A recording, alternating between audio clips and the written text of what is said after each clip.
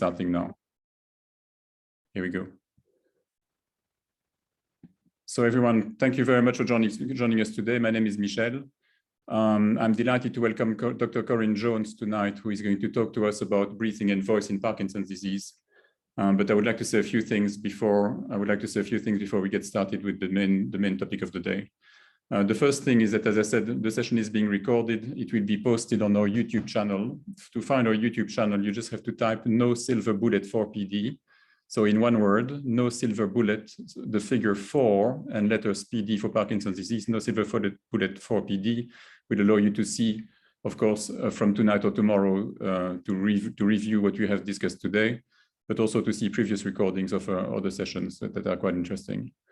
I'd like to remind everyone that the information that we provide today is for educational purposes only. So it is no substitute to medical advice. I know you know that, but I think I still would want to underline it. If you want to basically seek medical advice, diagnosis, or treatment, you really need to consult a medical professional. We say that for every session. That's important. There will be time for questions at the end. So if you don't mind, you can put them on the chat as we speak. So as it comes through your mind, you can already put them on the chat. I will go through the questions with Corinne towards the end. I will also say a few words about our group. Some of us got basically together during a tutorial on nutrition and Parkinson's during the summer 2020 last year. We were like 14 people, and some of us decided to stay in touch after the seminar. And we decided to call ourselves No Silver Bullet, which was basically a bit of a joke, but it was at the same time seriously reflecting the fact that we all believe that we need a holistic approach to manage our symptoms, that there is no single solution to what is basically the condition that we suffer from. At the end of last year, so basically that small group started on WhatsApp, and then it evolved into a Slack forum. For those who don't know Slack, it's a tiny bit, it's a sophisticated email system where we can all share on a forum messages. And we use that to exchange information on how we manage our symptoms and to provide support to each other. So if you would like to join that forum, you need to simply send an email to no silver bullet for PD, written as I said earlier, no silver bullet number 4 PD@gmail.com, and ask to be added to the forum. At the end of last year, we started having external speakers every couple of weeks. We just thought this would be a way to keep us more stimulated and informed about our condition and what we can do about it, but also to keep ourselves motivated by listening to people who have the same condition as we do have, and can serve as an example, if you want, a flag bearer. So we started having speakers, and we decided subsequently to post them on the YouTube channel. So YouTube channel, you will guess it easily by now, is a No Silver Bullet for PD. And we also have created an Instagram page called No Silver Bullet for PD. So sorry to hammer it down, but it's the same words, same sequence of words for finding the email address, the YouTube channel, or the Instagram page. So that tells you a tiny bit about how we got together and where we stand nowadays. But let's go back to today's topic. I think that, as you all know, it's about breathing and voice in Parkinson's disease. And as Corinne basically said very eloquently, breathing and speaking are fundamental life functions. And the presentation today will give us an overview of normal breathing and voice, how it is impacted by Parkinson's disease, and recent research findings on treatment approaches. So it is actually quite good to take stock and understand where the research stands at the moment on this important topic. Dr. Corinne Jones is an assistant professor at the University of Texas at Austin. She works in the departments of neurology and speech, language, and hearing sciences. And she's also a licensed and certified speech-language pathologist with clinical and research expertise in swallowing and swallowing disorders for people who suffer from neurodegenerative conditions. So this is, I think, the perfect speaker for today. You would agree with that. So Corinne, that's enough from me. I will leave you the stage. Please go ahead. Yes, thank you, Michel, and thank you to everyone at No Silver Bullet for welcoming me. I'm delighted to be here to speak on breathing and voice. I can also provide a PDF of the slides today to Michel and Mark, who can help distribute those if you would like those as a reference. I do have some references to some research articles there as well. So I'm going to share my screen here, one moment. And I have been teaching on Zoom for the last year and a half. So if you do have a question, you can put it in the chat, and I'll be monitoring the questions in the chat. So if there's something that comes up at an opportune time when I'm speaking, I can address that. I want this to be, pretty informal and more of a discussion than a presentation. So just an overview of the things that I am planning to cover. I'll talk about, as Michelle said, normal anatomy and physiology for respiration, voice, and speech. Even though the title says voice, there's a slight difference between voice and speech, and so I'll talk about that. But since when we communicate, we don't just say ah, we shape the sound into speech. I will cover both voice and speech. Thinking about how we evaluate respiration, voice, and speech, what to look for in people with Parkinson's disease, and then information on how we breathe. I'm wondering if everyone could go on mute. I'm hearing myself in the background of Corinne, I will mute everyone, and then you can unmute yourself.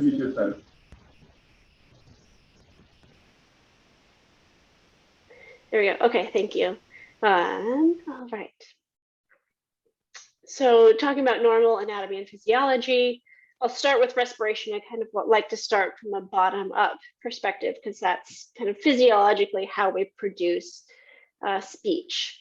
So in order to speak, we need to first figure out what we want to say. That's beyond the content of today's talk. That was what we in the field call language. So that happens in the mind. We need to plan out what we want to say. But once we've figured out our message, we need to breathe air in and then breathe air out. And for speech, we call this the power source. So the breath is the power source behind what we want to say. And then we close the vocal folds in the voice box in the larynx to create sound. We call that the vibrator or the vibratory source. And then we have to move our articulators to shape the sounds of our language. And we call that the resonator. So when we think about the respiratory tract, it's separated into upper or lower respiration. And really, functionally, it's not too different, but we just separate it out. Mostly what I've heard this as is you have an upper respiratory infection or a lower respiratory infection, like a head cold or a chest cold. But it's all connected. So we have, this is a side view of the head and neck, and then kind of the front view of the lungs. So if someone was sitting with their head turned to the side. In blue here is the upper respiratory tract. So we have our nasal cavity. And I apologize, I'm getting over a cold. So my nasal passages are a little bit more closed than they usually are. I'm not sure if you can hear that. But the nasal cavity in the mouth. So we can either breathe through the nose or the mouth. Then it goes through the pharynx, the throat, into the larynx, which is the voice box right here. Directly behind the larynx, that's our esophagus. So our food tube is right next to our air tube, which can cause problems with swallowing, but for voice, we typically don't involve the esophagus. That's our upper respiratory tract. Our lower respiratory tract is our trachea, which is continuous down here from the larynx. And then the bronchus or bronchi is when it branches off and then ends in the lungs. Our other important structures for respiration are the diaphragm. It's this circular shaped muscle that's attached to the bottom of the lungs. The rib cage, which is not on this image, but are ribs that are connected to the lungs, and then the chest accessory muscles, which are connected to the rib cage. So how we breathe is we have both inhalation and exhalation. Inhalation is active, so we need to activate our muscles to breathe in. So how we do that is we have our diaphragm here in red, so that's attached to the lungs at the bottom portion. And then we have our rib cage here. So as we contract our diaphragm, it lowers. We can also contract the chest accessory muscles, which expand the chest.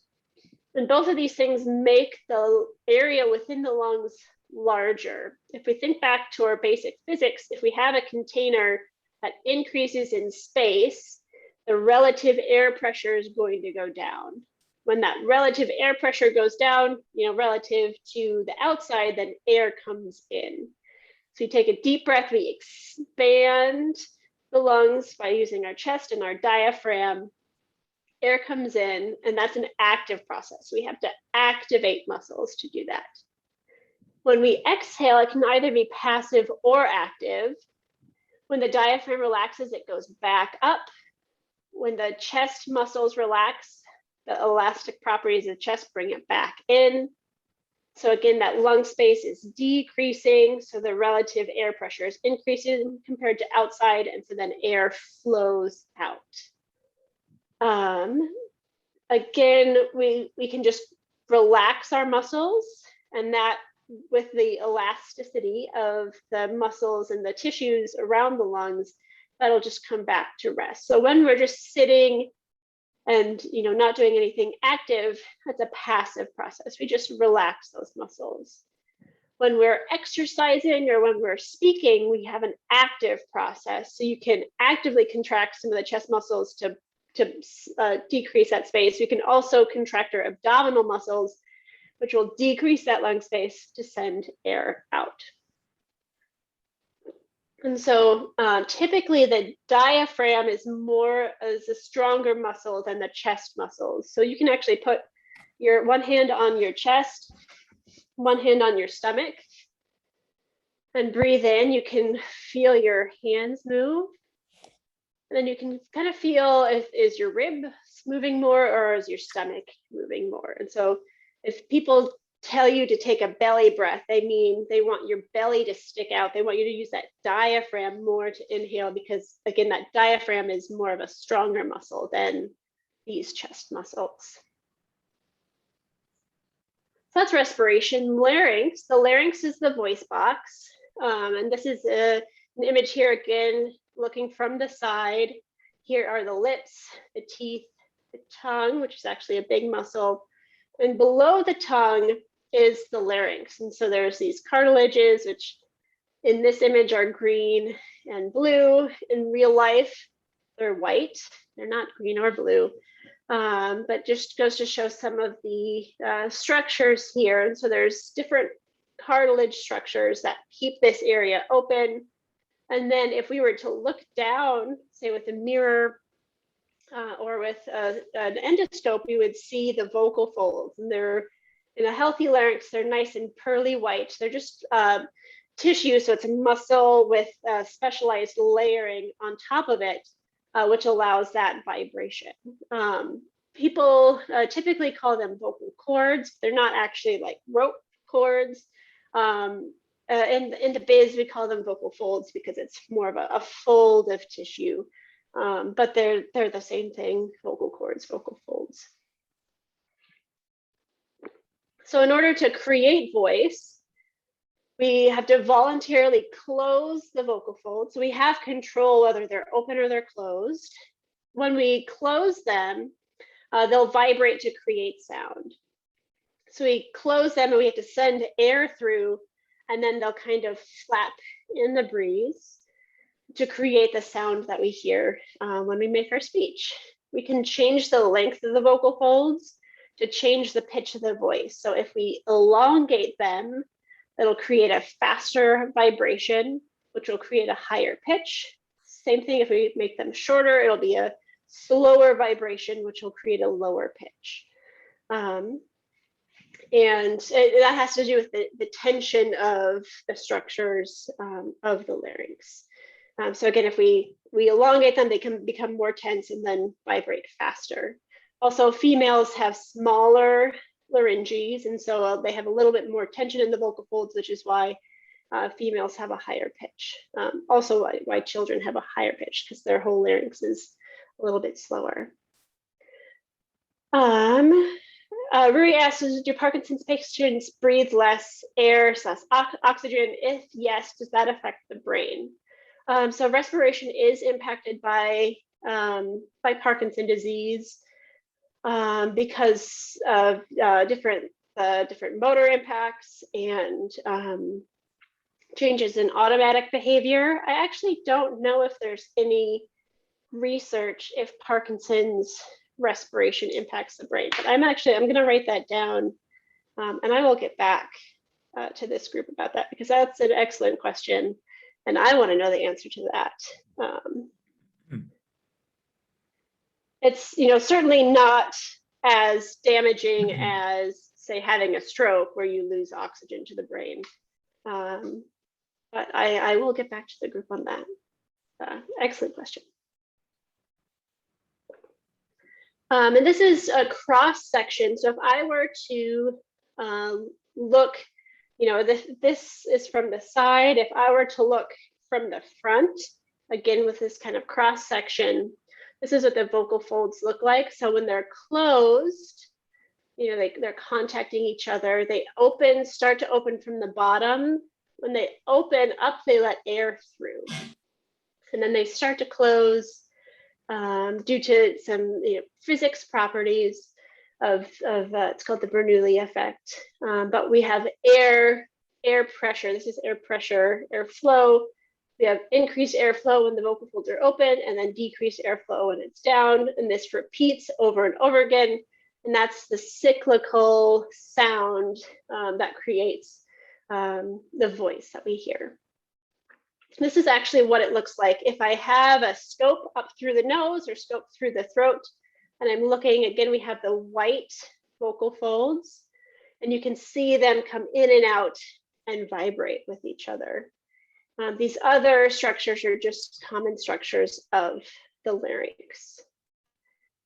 So this is what we actually do in the throat when we create our voice. So now that we've breathed in and breathed out and created voice, we use what we call our articulators or our resonators to shape the sounds of that. So we use our lips and our teeth and our tongue, our hard palate. If we feel along the roof of our mouth, that's our hard palate. The soft palate or velum, that's the little dangly guy in the back of your throat. So those are our articulators, and they create the sounds that we use when we speak. So if you say a sentence and then you really think about how your tongue moves, how your lips and teeth are involved, it's a little bit harder to think about how the soft palate moves. But if you can go into the bathroom, you want to shine a flashlight or your cell phone light into your mouth, check out the velum, and then say ah, and then it should elevate up. So we have good control of this. So those are our articulators. We have our resonators, so the pharynx, the oral cavity, and the nasal cavity.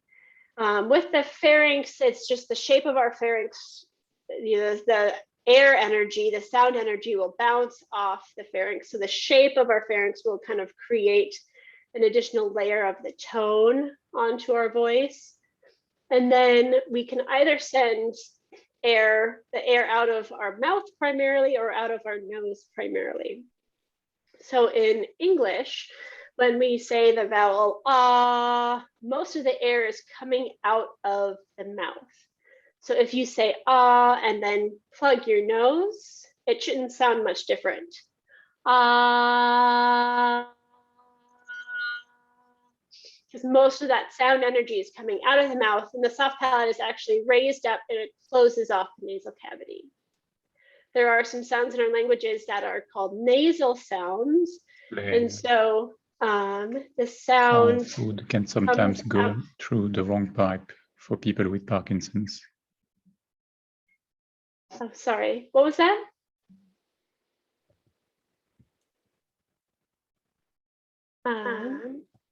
All right.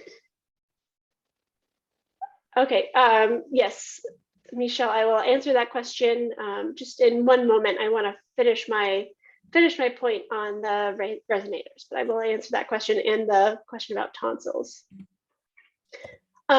So in English, the sound is what we call a nasal sound. So air comes mostly through the nasal cavity. And my lips are actually closed when I say that, so not much air at all is coming out of the oral cavity. So if I plug my nose when I say there'll be quite a difference in the sound.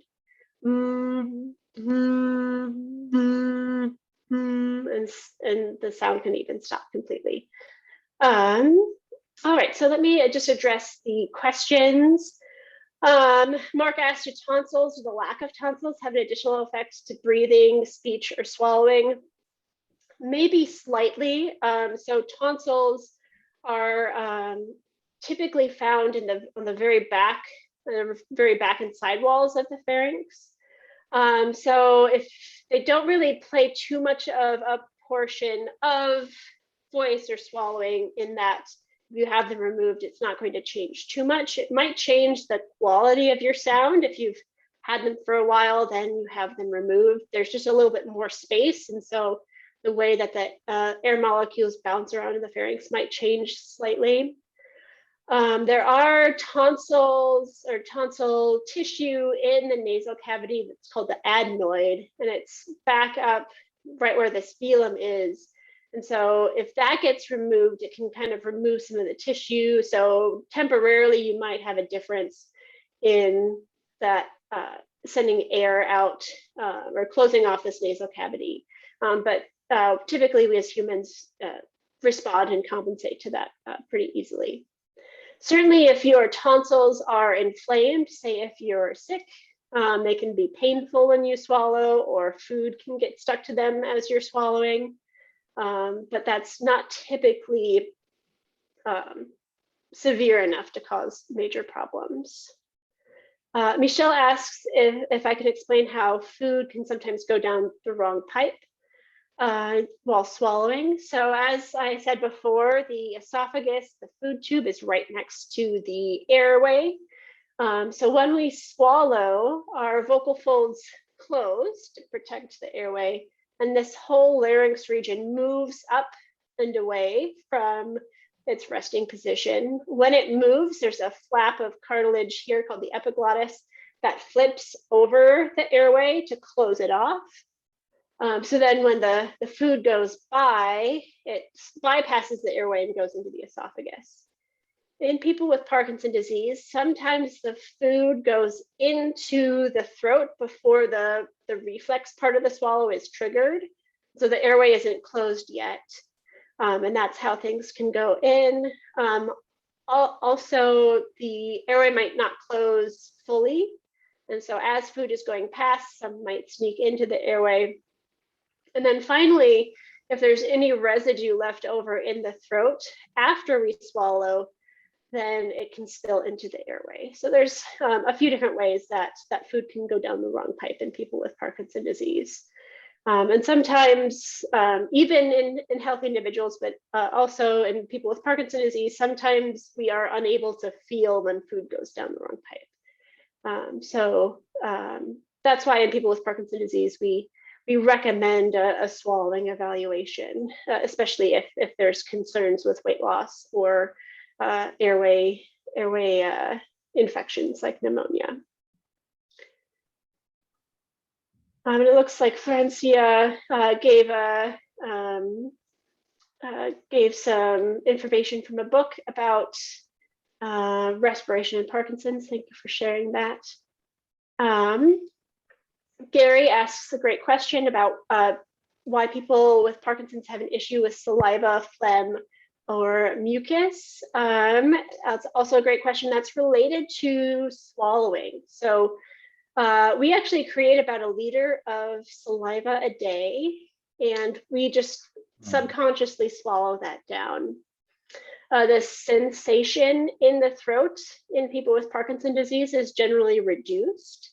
And so some of that saliva can build up and that swallow is not triggered. And so if saliva is building up, it can either spill back into the pharynx or it can spill out of the mouth. And so that is typically why people have issues with saliva. And they've done studies to show that it's not people with Parkinson's creating more saliva, it's just the absence of swallowing that down. Excellent. Okay.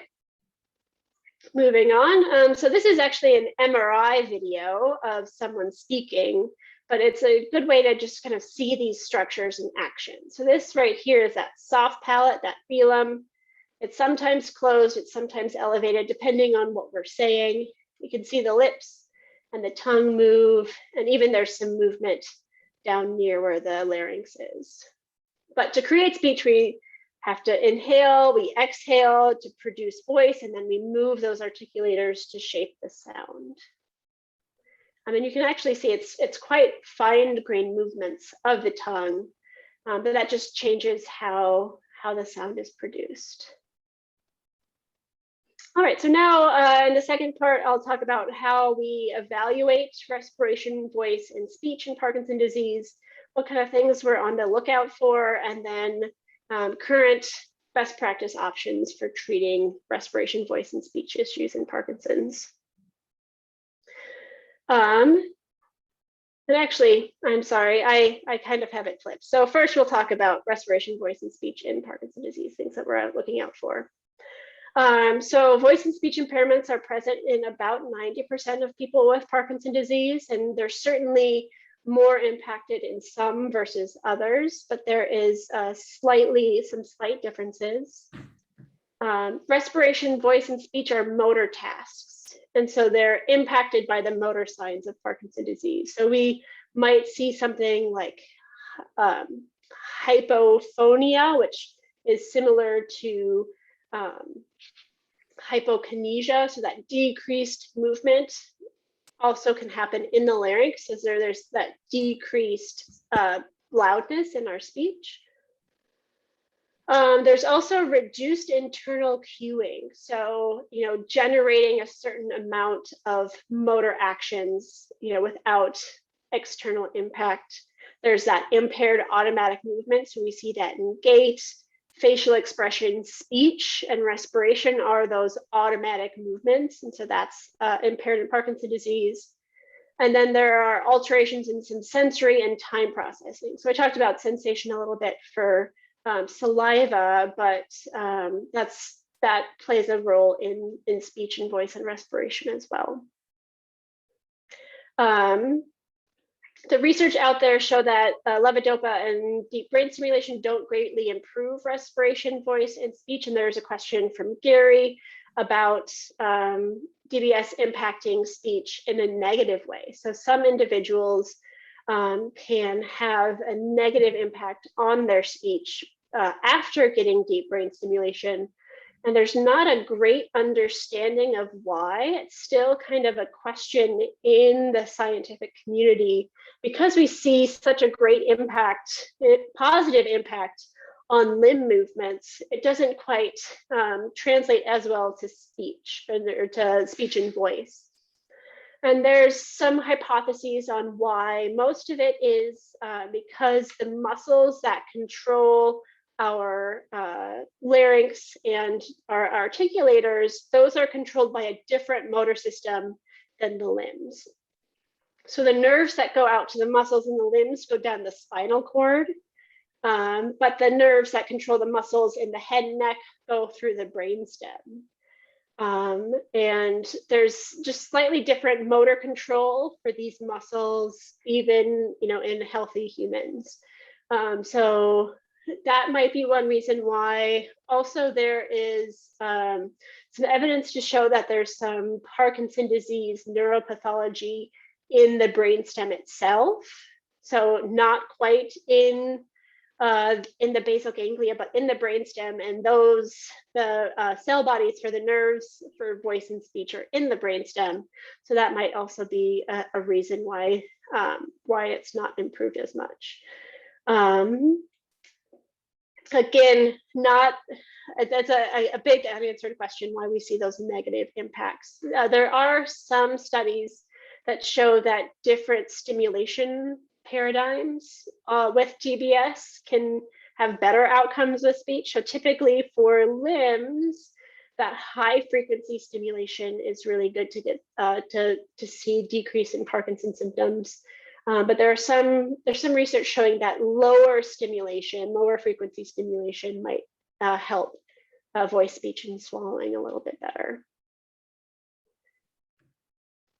And then also it's really important to note that respiration, voice, and speech are impacted with normal aging anyways. And so it's not just Parkinson's, but we as clinicians have to understand, how these change in normal aging on top of Parkinson's disease.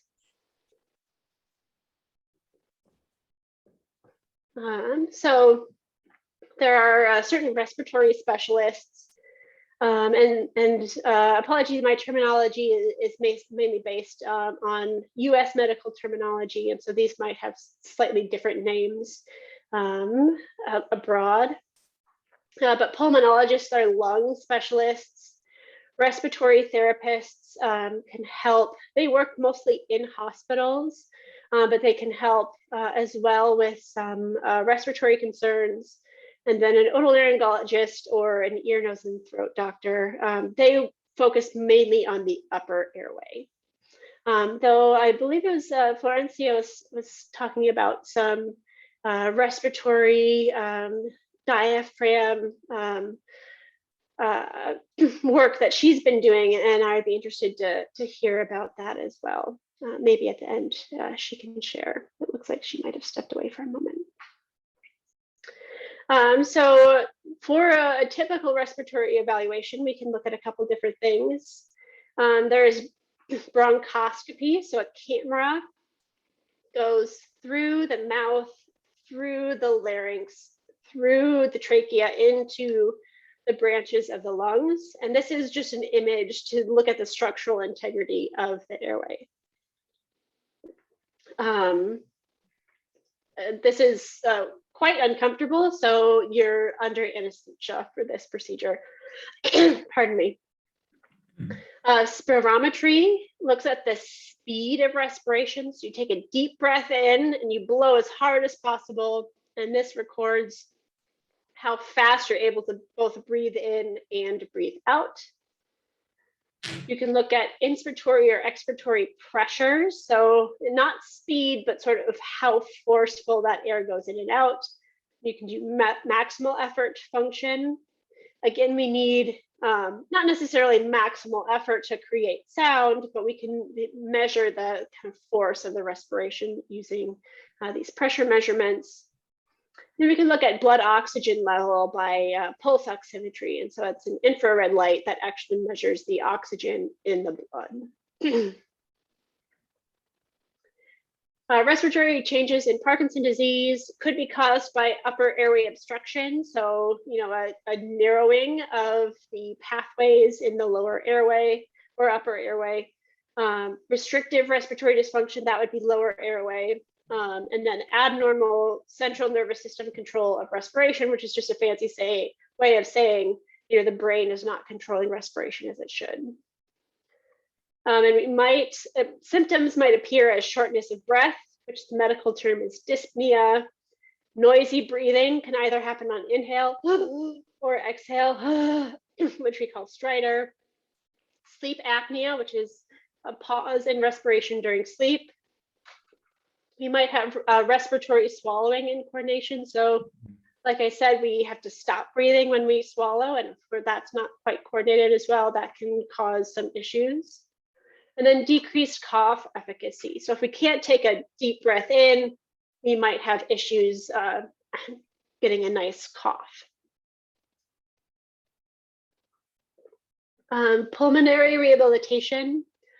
We can do muscle training, both inspiratory and expiratory. There is some evidence showing that aerobic exercise can also help with inspiration and expiration, because we need to be able to breathe while we are doing aerobic exercise. But that's not, you know, the primary target of aerobic exercise is not necessarily for the lungs. Voice specialists. So the ENT is a voice specialist. If you are you know, thinking you want to see someone, you want to look for someone with, it's called laryngology training. So, you know, the ear, nose, and throat, there are a lot of structures and they're very complex. And so if someone say is an ear specialist, they might not be as familiar with the larynx as someone who is a laryngologist. And also a speech language pathologist. I believe in the UK they're called SALTs, or speech and language therapists. But it's the same training. So we are experts in laryngeal function. Breathing have an impact on cellular energy. Sorry, Michelle? Sorry, I was dictating on my message. Oh, okay. Does poor breathing have an impact on cellular energy? I'm not sure. Again, I will look that up in relation to Rui's question about oxygen in the brain, so cellular energy. So I will get back to you, Michelle, with the answer to both of those questions.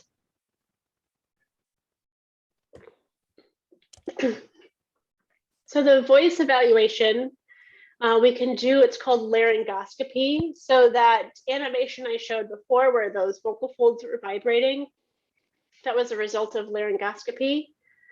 We can do it either, it's called flexible or rigid. So flexible is a tube with a camera on it that goes up through the nose and down into the throat. A rigid is a metallic tube that's rigid. It goes in the mouth and then looks down at the vocal folds. We have to be awake for both of these procedures because we can't vocalize when we're under anesthesia. They're not the most comfortable procedures, but typically the people who are doing them are well trained and can do them with minimal discomfort. With these, we can look at the structural integrity. So how do the vocal folds look? In this image here, I know it's a little small, but it looks like there's some red marks. So that looks like some broken blood vessels.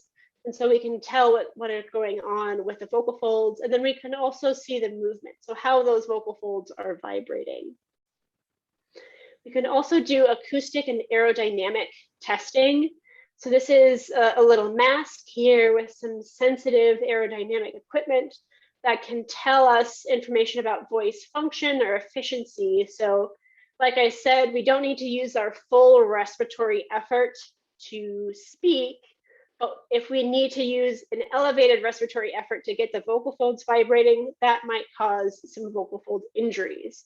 And so we want to be efficient in our use of that vocal fold vibration. There's also some perceptive rating scales. So the trained speech language pathologist will listen and will comment on certain qualities within the voice. Voice changes in Parkinson's disease are caused by reduced vocal folds closure. So if you're not closing all the way, you can have a little gap here. And so then there's extra air going through. You might have asymmetric vocal fold vibration. You could have reduced neural drive. So again, that reduced brain to muscle connection. And then altered respiratory patterns can cause voice changes because again, it all starts with respiration. So we need that strong respiratory drive to get those vocal folds in motion. We might hear a soft voice. We call that hypophonia. So really soft sounding voice. You might have a breathy, oppressed, or a strained voice. We call that dysphonia. Vocal tremor is commonly seen. A higher pitch caused by increased tension within the larynx, decreased pitch range, and also voice breaks, which is sometimes called voice arrest, which is where you're speaking and then the voice just cuts out. Our voice treatment, commonly we use thyroplasty or vocal fold injection. This is done by an ENT or a medical doctor. Thyroplasty is a surgical technique where, so if say the vocal folds are not coming together, they will surgically move one of the vocal folds more closely to the center, and so the other one doesn't have to work as hard. Vocal fold injection is the same principle, but a little less invasive because just some material, typically it's fat or hyaluronic acid, is injected into the vocal fold itself. And that brings it they bring them both a little bit closer. So they're able to vibrate a little bit easier and improve the quality of the voice. And there's also voice therapy. Commonly used voice therapy programs are called Lee Silverman voice treatment or speak out. And these are based in the principle of increasing effort. So we increase the respiratory drive, which improves our voice, which can also improve our speech as well.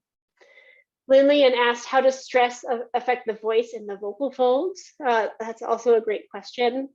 So stress can affect it in multiple different ways. It can, often when we're stressed, our respiratory rate increases and our breathing gets a little bit more shallow. So this is, within Parkinson's disease and outside of Parkinson's disease. So if our breathing is shallow, we're not able to create as much voice energy.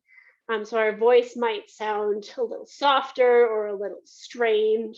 It might be a little shakier, especially if we're trembling because of stress. Also, if we're stressed just in life, we might be drinking less water. Hydration is really important for the voice. And so that can impact how the voice moves. And then also if we're stressed, our neural signaling, so how the brain communicates with the muscles, is not as efficient. And so there's kind of decreased motor drive there as well. Gary, no need to apologize for being naive. You probably don't have training in speech language pathology, so no need to apologize. But you asked why people with Parkinson's disease have a slur on occasion, why they speak. And so this is a good segue into my next topic, is just talking about speech changes in Parkinson's disease. So speech language pathologists or speech and language therapists are the speech specialists.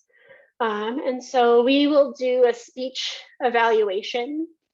And we do that by listening to certain perceptual speech characteristics, something like that slurring. We'll also talk about intelligibility. So that means if you say something, how much of that did I understand? And there's a few different ways we can measure that. We can do acoustic testing to look at the vowel and consonant characteristics of the actual acoustic signal and to look at pitch. And there are actually some new studies out there that use machine learning to depict changes due to Parkinson's disease. So there's a researcher named Max Little, and he's actually based out of the UK. And he was running a study where you could call in and leave a voicemail. And he would use a machine learning technique to tell if you had Parkinson's disease or not. So that speech information is really rich and is impacted by Parkinson's disease. So what we see in speech is changes are caused by any of the motor changes due to Parkinson's disease. That bradykinesia, hypokinesia, dystonia, that can impact the muscles in the mouth and the throat and the face. There's reduced effort, particularly with those automatic movements. And then, like I've been talking about, reduced respiratory power can drive that. To answer Gary's questions, again, if the tongue mostly is our biggest articulator, but if any of the articulators are not moving as fast or as precise, then our speech can sound slurred. So we might hear in Parkinson's disease, we might hear a slow speaking rate. Again, similar to that bradykinesia. That might show up as unclear speech. So if the consonants are imprecise or the vowels might sound a little distorted, sometimes we call that hypokinetic dysarthria. So dysarthria is a class of speech disorders caused by motor issues, and hypokinetic is the most common one that we see in people with Parkinson's disease. And then also we might see festinated speech. And so that's speech that speeds up as the sentence goes along. Sometimes we see that in gait. So the steps will become more close together as a person walks. We can also see that in our speech muscles. Some people may experience stuttering. We call that disfluency, or reduced pitch inflections or a monotone voice. Again, that's kind of that reduced automated movements. And so some people can feel like they come across as being monotone, even though they might be excited about the content of what they're saying. Lillian asked what percentage of people with Parkinson's disease are affected by speech problems, and thank you to Michelle who answered that 90%. So that was on one of my previous slides. But I don't typically like to think of, think of things in that kind of percent, because if you're impacted, then it's 100% of your life that can be impacted. So it's kind of good to know the overall percentages, but certainly don't worry if you're one of those or if you're not one of those. And if you do have speech issues, there are certainly things that we can do to help you communicate. And speech therapy, I mentioned this before, but this is written out here. Speech overall improves with external cueing. So I had talked about that reduced internal cueing. So sometimes people with Parkinson's disease feel like they're speaking at a normal rate or at a normal pitch or at a normal volume, but the listener is saying, no, I don't quite understand you. I didn't get what you're saying. And then if you speak louder, then you're more clear. Though the individual with Parkinson's disease often feels like they're yelling in order to speak at a normal volume.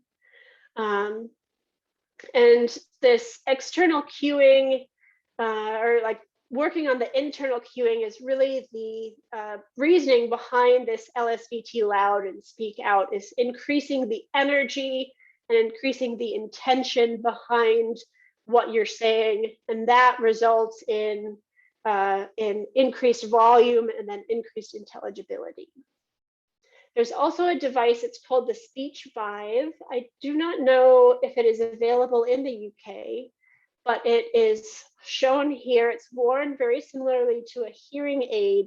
And it's a simple device, but it has really good efficacy evidence in people with Parkinson's disease. But it's essentially white noise that is just put into the ear. And that works on a property, it's called the Lombard effect, or the cocktail party effect. So if we are in a loud environment, say at a cocktail party, we will naturally increase the volume of our voice without even thinking about it. And so what this device does is it just puts a little bit of white noise in the ear. And so then the person who's wearing the device speaks louder. And then that results in increased intelligibility and increased clarity of the voice. All right, so to conclude, vocal communication requires good respiration, good voice, and good speech. So that combination of those three, all of which can be impacted by Parkinson's disease. And the value and treatment are specific to the needs of the individual. So there's not one thing that's going to be a silver bullet for respiration, voice, and speech. Any individual has their own needs and will require a detailed treatment plan. But there are things that can improve communication in Parkinson's disease, but it requires careful examination to suss out what is involved in respiration, voice, and speech. And then I'll just leave on my thank you slide.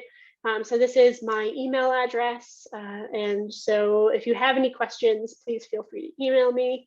I will gladly answer those. And then I will stop sharing and then leave some time here for questions. And I see we have a couple in the chat. Michelle asks, should we do voice exercises preemptively, even though the voice is still relatively okay? And that's a personal decision. There is some thinking that doing that preemptive work will help prolong the amount of time where you have that really clear communication. The evidence, it doesn't exist. Not to say that it's is negative, but it just there aren't really any studies that put someone in a pre-treatment group and someone in a no treatment until they need it group. But voice exercises overall, there's not a great risk to doing them, particularly that LSVT or that speak out. And there have been shown to be improvements in respiration, voice, and speech, even if there's not a whole lot of deficits to begin with. So even if you are early on, there might be some really subtle changes. Those subtle changes can be improved with early therapy. Thank you very much, Corinne. But then just to note those voice, that LSVT and Speak Out, that is an intense therapy program. It's 4 or 5 days a week for 4 or 5 weeks. So timing, if depending on if you're still working or if you can get to the clinic easily, that can impact your ability to participate in it. Also, typically there requires a maintenance plan for those gains. So there are some singing groups. Florencia brought up singing as therapy. Singing is a great therapy because you have to project, and so you have to take those big breaths. That can help. And there are a lot of singing groups that help maintain that speech therapy gain. Mark asks, would you say that there are any particular issues that a person with Parkinson could look out to nip problems in the bud? Really, it is, and this might not be something that you would be able to notice in yourself, but you might ask, say, a spouse or a close relative is, are you having difficulties understanding me or hearing me, particularly over the phone when we don't have that visual cues? And so, then you might feel like you are doing a good job, but if someone else, they might not want to say anything to you outright, but if you ask them, am I sounding as clear as I used to? That might be a good thing to kind of keep an eye out for early problems. Certainly, I would say respiration, voice, or speech evaluation is warranted, even at any stage in the Parkinson's disease process. So it's a good idea, in my mind, it's a good idea to have an evaluation. And even if everything is, within normal limits and you're not having any issues, it's good to have that information on file. So then in a year, say, if you do start to have issues, then your medical team has access to what you looked like a year ago and can make that comparison. So I like to advocate for an early evaluation, even if you don't necessarily need to start treatment. And there's a potential that your medical team would find issues that you could improve early on. Great question. Florencia, you were sharing your experience earlier. Do you mind maybe just basically talking a bit more about it? Perhaps either your block therapy that was aiming to help with some of the fascia of your body and helped your breathing quite substantially, if I remember you saying so. Yes, I was having. I was finding it very difficult to breathe correctly, despite I normally breathe with my nose, but I was having difficulties with moving the diaphragm correctly, and especially my exhalations were very short, and I couldn't improve it until I began to work with block therapy. It is a way to treat fascia, but every session begins with breathing over a bamboo block, lay down over a bamboo block. So you strengthen your diaphragm, breathing in that way every day, 4 minutes at the least. With that exercise, I managed to drop my breathing cycles from 17 per minute to 11 per minute. And also I eliminated a lot of phlegms that I wasn't aware that I had them, but a lot of phlegms. And that